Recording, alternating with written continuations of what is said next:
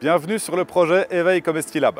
Aujourd'hui, on vous parle de permaculture. Pourquoi nous avons choisi la permaculture et pas une autre technique de jardinage? Alors, je mens un petit peu.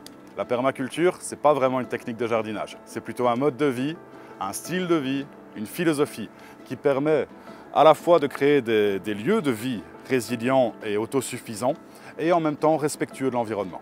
La permaculture se définit par une éthique en 3 points. Prendre soin de la nature, prendre soin de l'humain et partager l'abondance.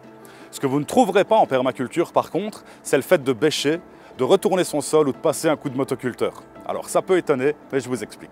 En permaculture, on s'inspire de la nature. On appelle ça le biomimétisme. Donc on va imiter les systèmes naturels. Quand on se balade en forêt, il y a toujours des feuilles mortes et des matières organiques sur le sol.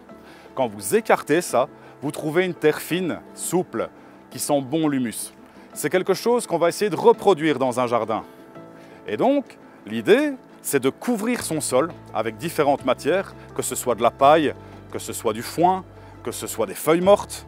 L'idée, ça va être de mettre des matières organiques sur le sol et donc de créer des planches de culture, donc des espaces dédiés à la culture, qui vont vous permettre de cultiver différemment.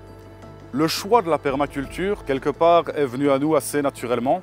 C'est quelque chose qui me passionne depuis pas mal d'années et après beaucoup de jardins, beaucoup d'expérimentations, on se rend compte qu'on a quand même des systèmes, des écosystèmes qui deviennent résilients et autosuffisants.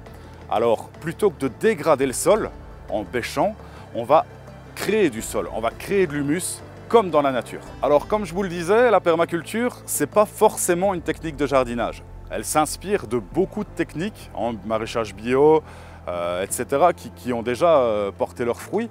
Mais concrètement, c'est plutôt un mode de vie, un style de vie, une philosophie. Et donc, on va aussi travailler sur l'habitat, on va travailler sur la gestion des ressources, on va travailler bien au-delà du simple jardin en fait. Et donc, c'est là tout l'intérêt de la technique, c'est que du coup, ça se marie très bien avec le low-tech, avec l'automatisation, avec l'open source, avec l'open hardware. Et donc, concrètement, la perma s'imposait comme un choix totalement naturel pour nous. Je vous en dis pas trop parce qu'on va vous faire toute une série de tutos sur comment créer une planche de culture, comment créer une culture en lasagne, comment faire une butte de culture ou encore comment entretenir un jardin, comment faire de la gestion différenciée, comment gérer les différents problèmes qu'on peut rencontrer dans un jardin et aussi surtout vous expliquer tous les avantages de cette technique.